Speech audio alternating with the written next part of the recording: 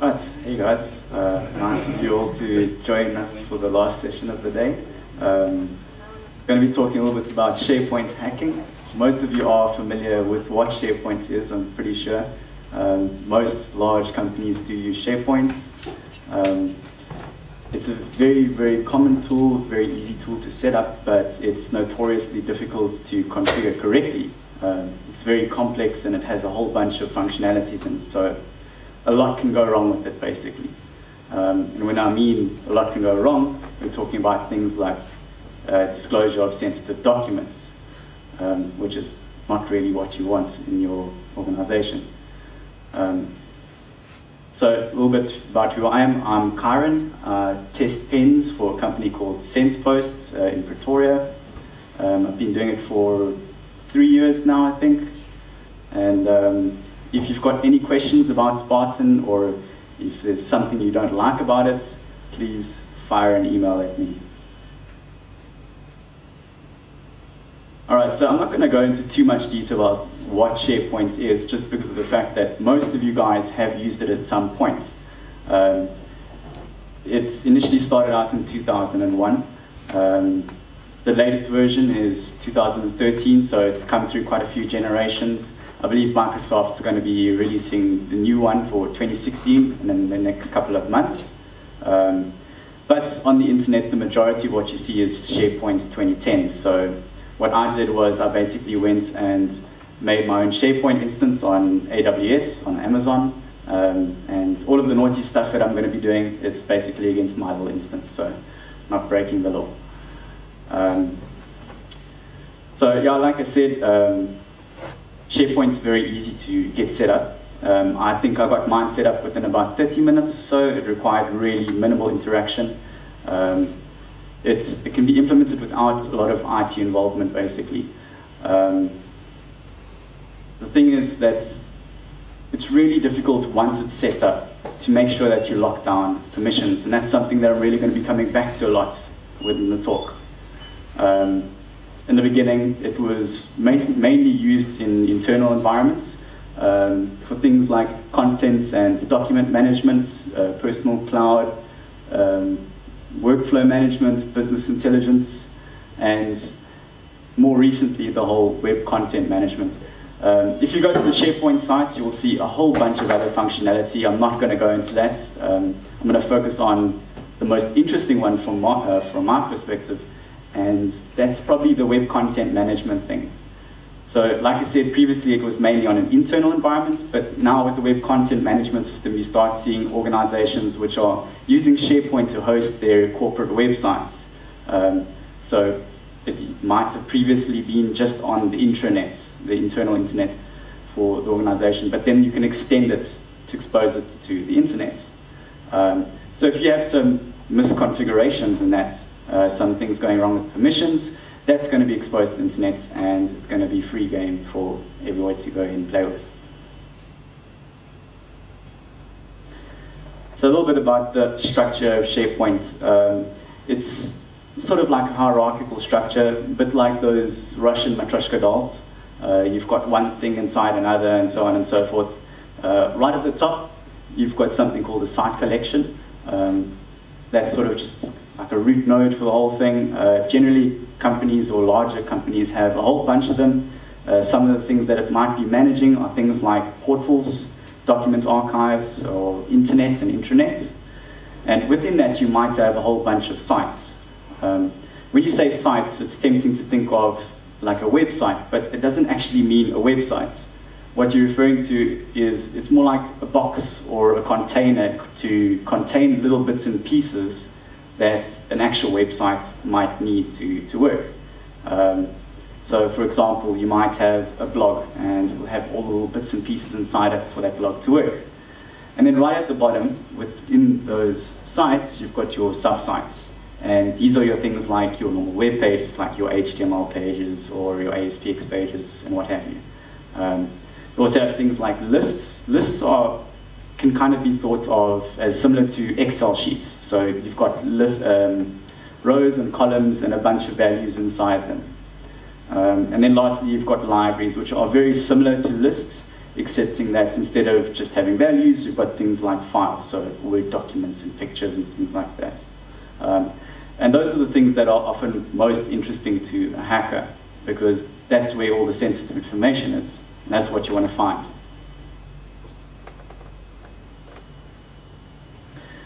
So SharePoint's very widely spread, especially across the internet these days. And that's mainly because of its whole collaborative ability. I think Microsoft said something like 2 of 3 large organizations were using SharePoint, which I can believe. Don't quote me on that exactly, but I think that's what Microsoft said.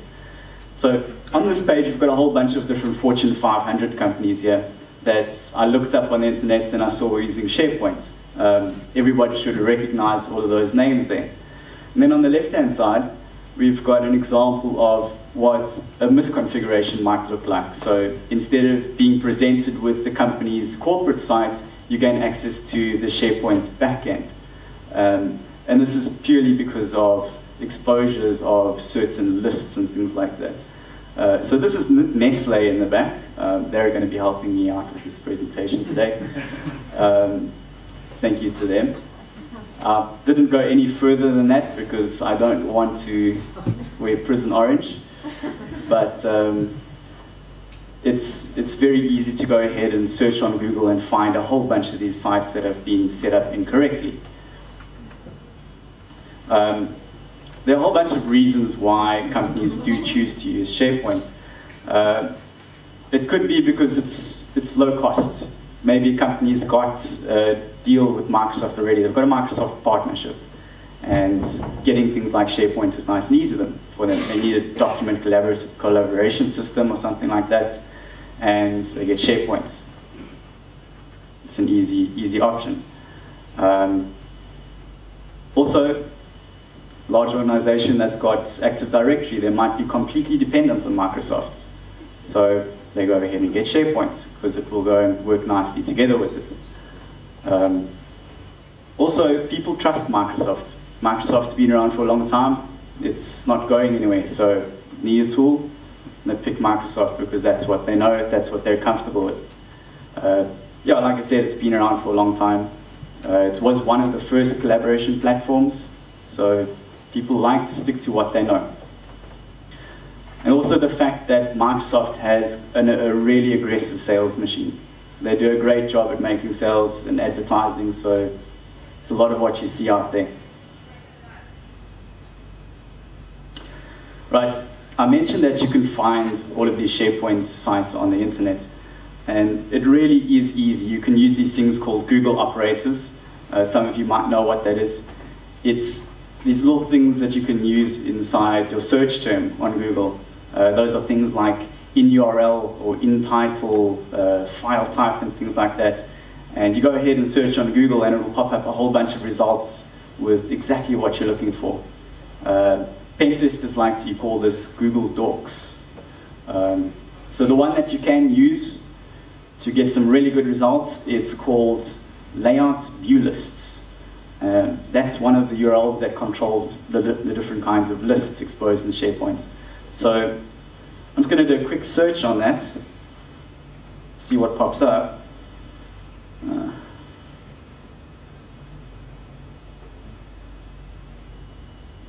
Put this over here.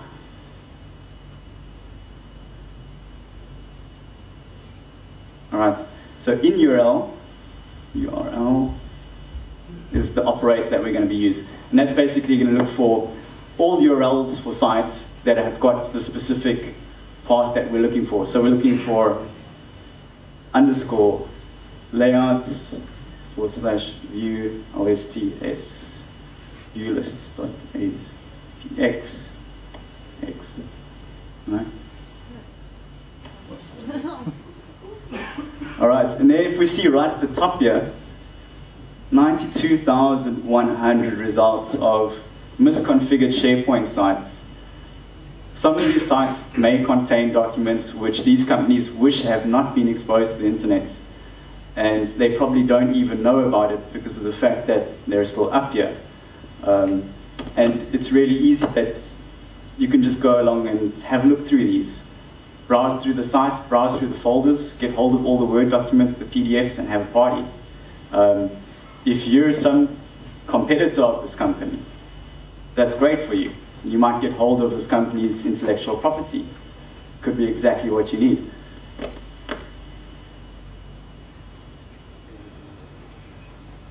Did you take a look at those 2 URLs?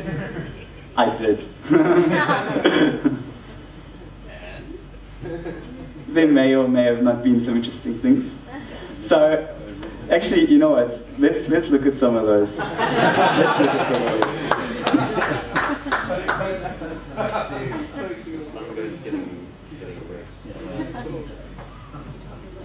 Sorry, I just want to duplicate my screen. It's easier than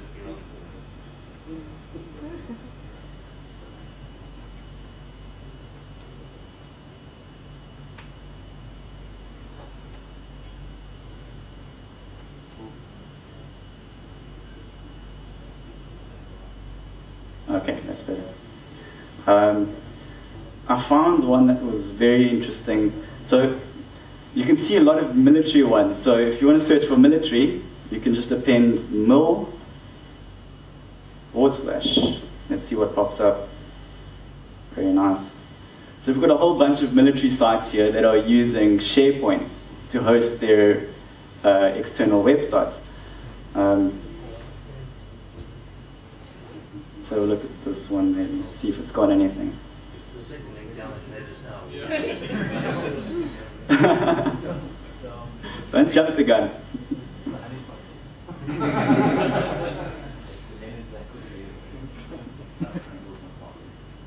Alright, that didn't bring us anything. Anyway, I found one that was quite nice.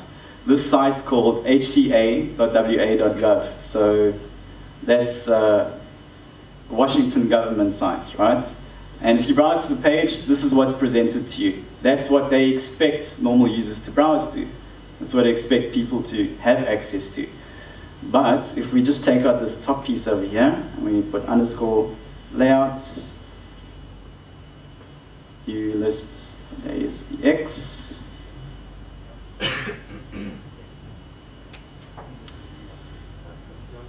right. So now we see a misconfigured list, which has given us a lot of interesting things. Attorney General, CMS 64 quarterly reports, customized reports, documents, legislative stuff. I found some nice things inside here. Let's have a look at their quarterly results. Because this is exposed to the internet, I'm technically not breaking the law right now. I'm just browsing through these pages. It's not like I actually hacked anything.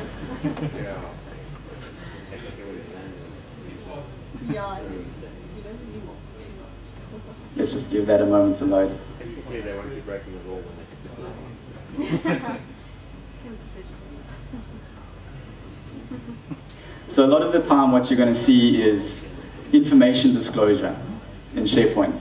That's the main focus for SharePoint hacking. It's all about information disclosure. Craig, yes? Do you find any sites, so theoretically, could you find sites that are misconfigured to allow upload? Hypothetically? Yes. So, not with Google Docs, but that's going to be something that's part of the tool that's coming. So, we'll go over that a little bit later. So, the ability to put files onto a web server once you've crawled through the different directories.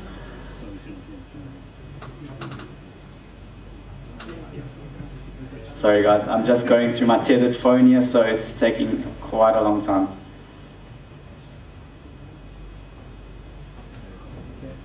This is in the movies when they're busy. We're tracing him, we're tracing him. They're triangulating my location.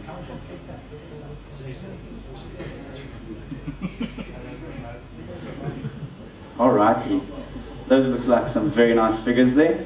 Net expenditure reported in this period, and we've got some very big numbers which I assume are dollars.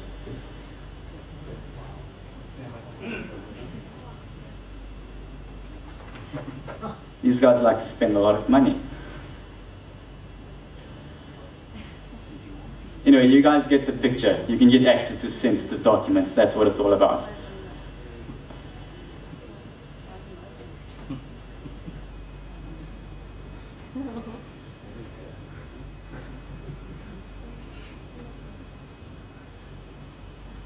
All right.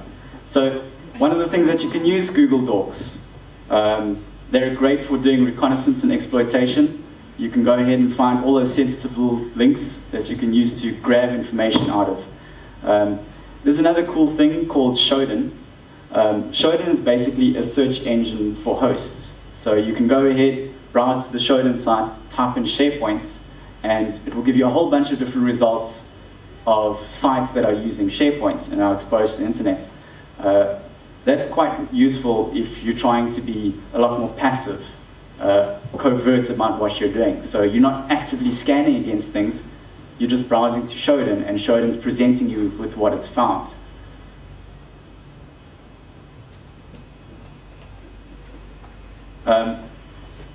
One of the things is a large number of people don't fully appreciate the value of the data that they're sitting on in their company. Often intellectual property is the most prized possession. And if you've got that stuff sitting on the internet, it can be leaked.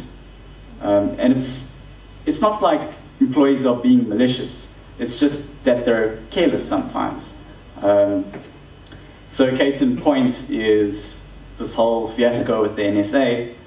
And I think General Alexander, he said this: the leaker was a sysadmin who was trusted with moving the information to actually make sure that the right information was on the Sharepoint servers. Does anyone know what this is about? Yeah, Edward Snowden. He was that sysadmin. I just thought it was quite funny how General Alexander name dropped Sharepoint in his quote there, like as if he's blaming the whole thing on Sharepoint, like they screwed up. But it's not Sharepoint's fault. They do provide you with the security mechanisms to make sure that things like this don't happen, but you actually have to go and follow up and fix this stuff properly. So one of my colleagues, France, he has this quote that he always likes to say to us. You can have the fanciest alarm systems, you can have titanium burglar bars on your front doors, all these deadbolts in the front doors, but if your back door is open, we're just going to walk right in. So it's kind of pointless.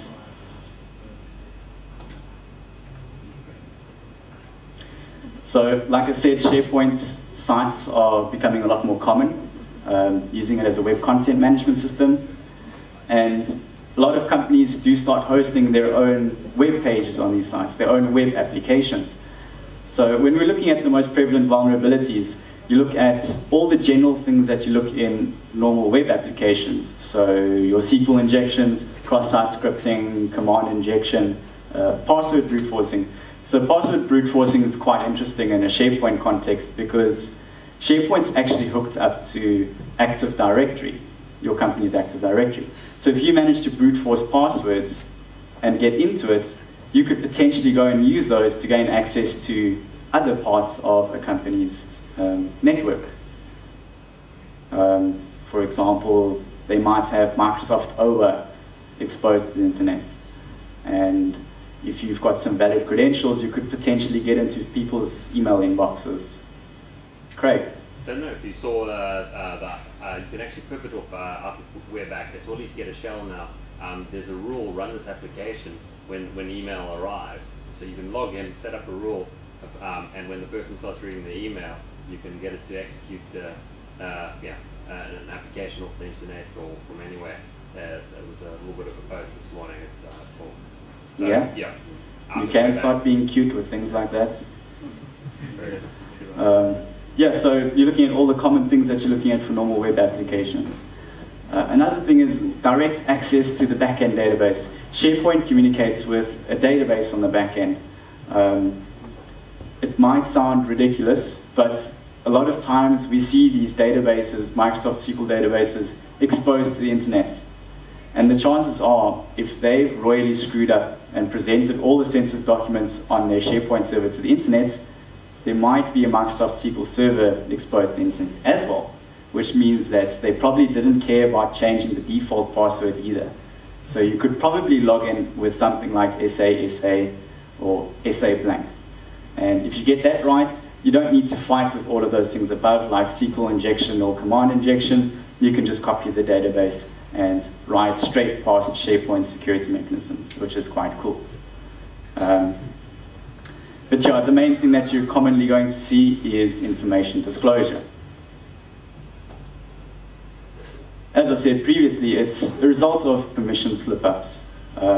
It's by far the most prevalent vulnerability, and it's often your free ride. When you find information disclosure, you're going to grab all those sensitive documents, and that's what you're after. There are a whole bunch of default URLs that you can use to start searching through. One of them that's quite useful is this VTI-bin-SP disco page, and that contains a list of a whole bunch of SharePoint SOAP services that are exposed in a sort of XML structure. By default, it's going to have all the generic SharePoint SOAP services in it, but if a company is using a custom web application, chances are that they're going to have custom SOAP services inside there as well. And you can go and use those to often query the database without having any authentication to the application. Another one that's quite cool is Layouts uses DISP, which I'm going to demonstrate a little bit later, and that allows us to do user enumeration.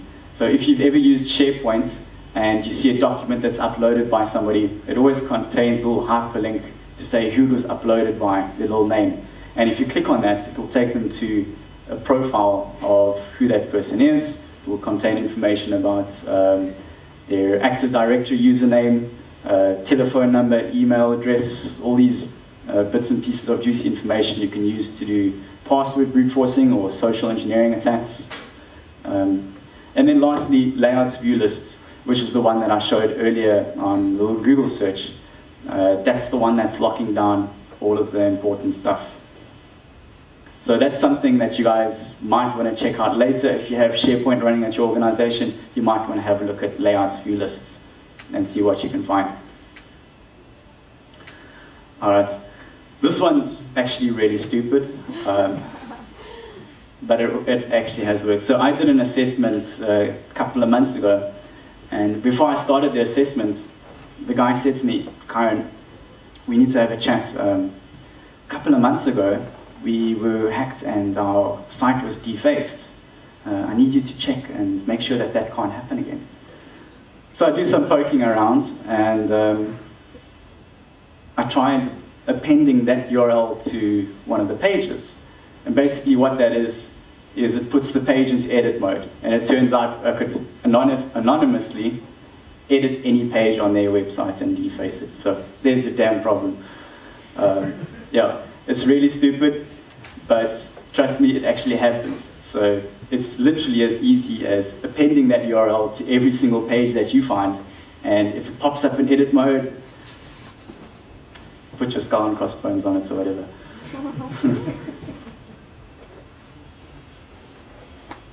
All right, so I feel like I just need to cover a couple of these so you guys know, if you are in charge of fixing it, what to do to try and sort this out. So SharePoint uses Active Directory. So when you log into it, it uses Active Directory usernames and passwords. So one of the things that you can do is you can create AD accounts and groups that are specifically geared towards SharePoint and your SharePoint users. By having these certain groups, you can control what users can access, what groups can have access to certain functionality. Another thing you can do is grant the lowest permissions needed to do things. From a dev perspective, if you're deving for SharePoint, what also could work is if you have a VM that's got the lowest privileges needed. A lot of times what happens is devs start deving on their machine, they try and port the stuff over to the SharePoint server, and it doesn't work, and they wonder why. Because they had high privileges on their systems, but they don't on the SharePoint server. Another thing that you want to do is you want to restrict anonymous access to the website. So make sure that anonymous users don't have access to that SharePoint backend. Also, you should configure access based on data sensitivity.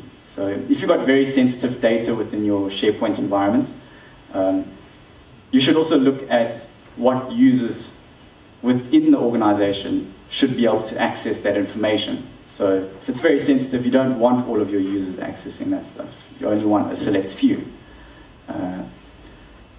Another thing you can do is you can do a reverse proxy to restrict access functionality. Also, you can have a separate front-end domain for just your SharePoint services. So like I said, SharePoint communicates with AD, which communicates with your domain controller. If you have a completely separate domain controller in the front, then you can minimize the risk of compromising your entire network. Because if somebody manages to compromise some credentials and get access to it, it might be game over for your entire domain. Yeah, if you don't do all of these things, I like this South Park picture. If you don't do it, you're going to have a bad time.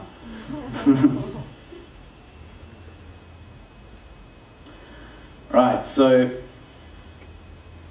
I found this really awesome ASCII art, and I really needed an excuse to just use it for something.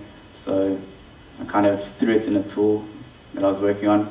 It's called Spartan, and Spartan is basically geared towards handling a lot of these things that we demonstrated. So if you're a defender or an attacker, you can use Spartan to try and find all of the problems in the SharePoint instance. It was kind of born out of necessity. I would do a lot of assessments, and there are a couple of tools out there like SPScan and Sparty and things like that for SharePoint hacking. And they do the basics very well. So Sparty was the one that I used previously, and Sparty does the basics quite well, but it doesn't go in depth. And there were a whole bunch of extra little bits and pieces that I really needed done, and they just didn't do that. I'll be honest with you, SPScan I've never actually tried. SPScan is based off of WPScan, which comes with Kali. WPScan is a vulnerability scanner for WordPress. But the problem is that it's written in Ruby. And I've tried and tried and tried, but I cannot get that damn program installed, so I gave up with it. And also, Ruby gives me a very dirty feeling, and I feel like I should take a shower afterwards, so that's not for me.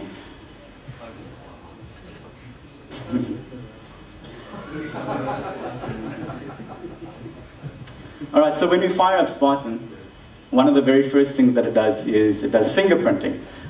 What fingerprinting is it basically tells you more about the target that you're attacking. And that's important to us because if you all of a sudden start throwing the kitchen sink at an old front page machine, a lot of what you expect to work might not work. Also vice versa, if you start doing old front page techniques against the newest SharePoint 2013, probably it won't work. So we do this whole fingerprinting process so we can get a better idea of what we're looking at and get the bigger picture of it. There are a couple of ways that Spartan is doing this. So the first one is it looks at response headers from the site, and it extracts some information out there and tells you what SharePoint version is running. So by default, that is enabled, and it tells you exactly what you're looking at. If that's not enabled, there's another thing called VTI-INF, and that's something that came from front page.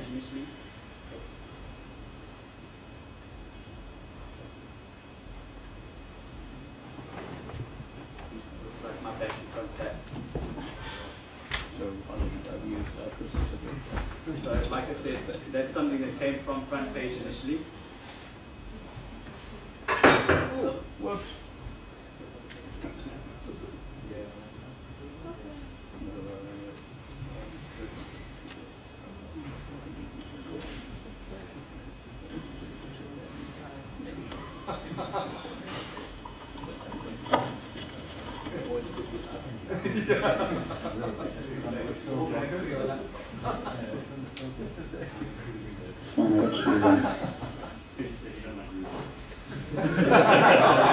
He doesn't like me, he's trying to cut me, breaking glasses on my feet. So like I was saying, another thing is that VTI-INF page. That also extracts some information about front page and SharePoint, and from that we get a much bigger picture of what we're looking at.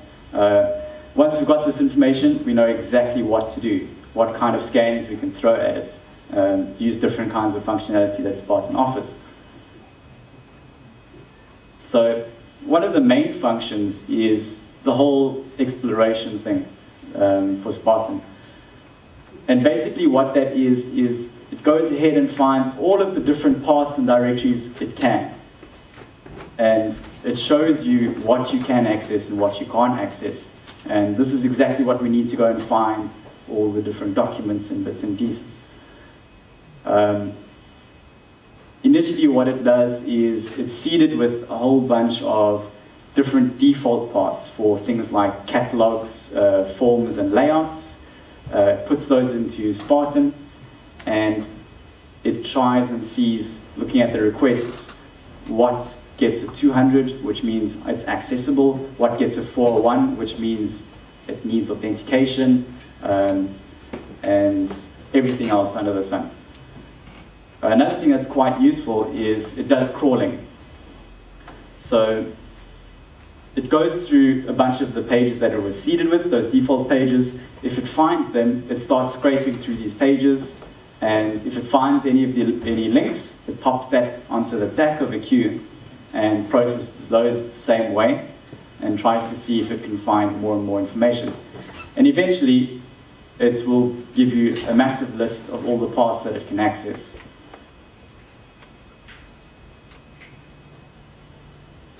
All right. So when I was building this, and also while I was doing a lot of assessments, I would see these things, these scenarios where I would get a 200 response back, which means that there's a page there, but I would visit the page and I would get an error message like this. And I always wondered what the hell was going on. I couldn't understand it. So I fired up Burp, which is a tool that you can use to intercept HTTP requests.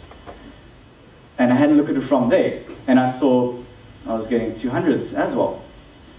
So it turns out that Sharepoint does this thing called friendly 404s, which is where it responds with a 200 to say that this is a legit response, a legit page, there's something here, but then it displays an error on it. And I'm not sure why they did this. I don't know if it was just to annoy hackers or something like that, but it frustrated me a lot. So I had to sort of build this functionality into Spartan to spot these things out, because if you have 100 URLs popping up and they're all going to give me error messages, it doesn't really help me at all. So I took an approach that was used in Wikto. Rudolf is not here, but he had a lot to do with the way this works. Basically what it does is it searches for a fake URL first, and then it searches for the actual URL, and it compares the size between them, and it checks if the size is within a certain error bound. And if it's not, then it knows it's an actual page. If it is, it knows it's a friendly 404 page. The other thing that it does is it searches for a bunch of really common error strings. If those pop up, then you know this is going to be a friendly 404, and you just move on and leave that alone. That's an example right at the top of what a friendly 404 looks like. So it shows those two sizes at the top, 7,152 bytes, and the one right below it's very similar. Those pages display an error message like that. All right, demo time.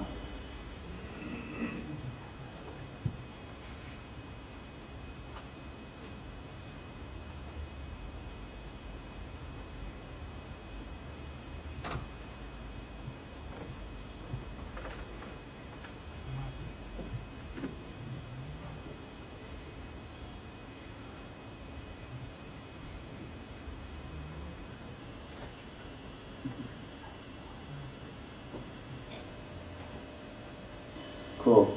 So if we fire up Spartan,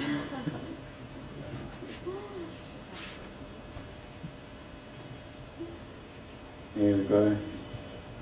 I just run the help. It shows a bunch of different commands that I can run. So the syntax is very simple. You say Spartan, you give it a URL, and you tell it what you want. Very top one here, the -C, says you want to crawl, so scrape through every single page that you find and start appending that to the back of the queue and search the rows as well. So if you want to get every single result possible, that's something very nice to do. If you're looking at it from an internal perspective, then crawling is very nice because your speed is generally pretty quick. From the internet, doing crawling is not necessarily the best idea because one, it's going to take a long time, and two, you're probably going to get picked up by some kind of security system. If you say -F, it tells it to search for a whole bunch of well-known front page pages. So a lot of SharePoint systems do have front page stuff still built in, and there's a lot of very useful stuff that you can still get from that. So a lot of the time when I'm searching through SharePoint stuff, I pen -F and I'll get a whole bunch of other pages to look through. -K, if you want to specify a keyword, it will scrape through all these pages. So if you want to find password files, for example, that have been uploaded to SharePoint, you could say -K password, and it would download the file, have a look at it, and you'll see passwords in it. It will tell you what it's found. -S if you want to focus on mainly SharePoint. -SPS if you want to look at SOAP services. So that SPS disco that I spoke about earlier, if you put -SPS, it's going to tell you what SOAP services are exposed, what you can start exploiting and getting information out of. -users, which is what we're going to look at just now. And then a couple of things that I haven't implemented yet, RPCs and looking for footable directories. If you do have creds, then you can actually use an authenticated perspective. You can provide credentials, or you can provide a cookie to do different kinds of authenticated scans. Right, but we're just going to do something very simple. So, like I said, I set up. Just put something in the tab. I set up an AWS instance with SharePoint on it. If we run a very basic SharePoint scan against it, notice that I'm only doing Spartan -U for the URL, -S to say only SharePoint rather. And it's going to go ahead and it's going to do its thing here.